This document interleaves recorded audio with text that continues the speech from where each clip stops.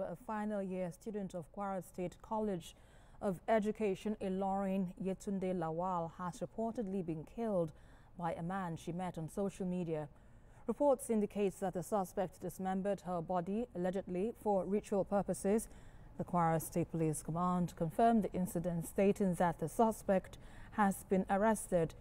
Ms. Yetunde was declared missing last Monday, prompting her family to report the case to the police in Ilorin. Investigators traced her last known call to an individual residing in Offa, Ilorin. Upon his arrest, the suspect initially denied any involvement in her disappearance, but a search of his residence led to his confession, and he claimed Yetunde had died from an asthma attack after he invited her over. Well, meanwhile, the Kwara State Police spokesperson Adetoun Adeyemi confirmed that authorities are aware of the tragic incident and are investigating further. Now, the Commissioner of Police in Kwara State, Victor Olaya, joins me now for more updates on this developing story. Good to have you on the news at 7 this evening. Well, let's briefly give us an update on the progress of the investigation so far and what has been uncovered.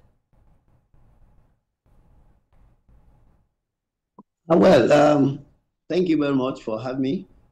We did have a report of a missing young lady on the 11th of February, and quickly, there were no traces initially, but upon tracking, finally, investigations led us to the apprehension of this suspect, one Abdul Rahman Bello. He has since confessed to the crime, and a search conducted at his residence led to the recovery of some of the body parts of the unfortunate young girl. The two palms, left and right palms, the machete, knife, axe, and even the wooden table upon which he did the butchering of her body parts. He confessed he has dismembered all her body parts. Some of those parts were recovered. Some he also admitted to having dumped on the public bin for disposal. We understand that this might be a bit gory, especially as this matter might be sensitive to some of our viewers. But are there indications that this incident now could be linked to a larger network of ritual killings, criminal syndicates? What can you tell us about this? Well, what seems to be clear is that he definitely cannot act alone. There are indications that for now he has something to do with money ritual. And of course, that means he must have his own customers. He must have those whom he supplies as end users, and investigations on to unravel all of this so that we can round up the entire syndicates for prosecution. Indeed, and this also highlights the case of social media interactions. Now, tell us on what measures is being taken now to raise awareness and, of course, prevent similar incidents, especially among young people.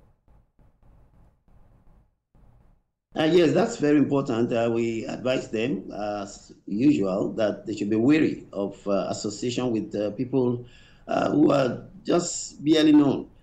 This relationship began on Facebook, and he was able to lure her. If the police had not moved fast, we might have lost all possible traces of apprehending this, the perpetrator of this crime.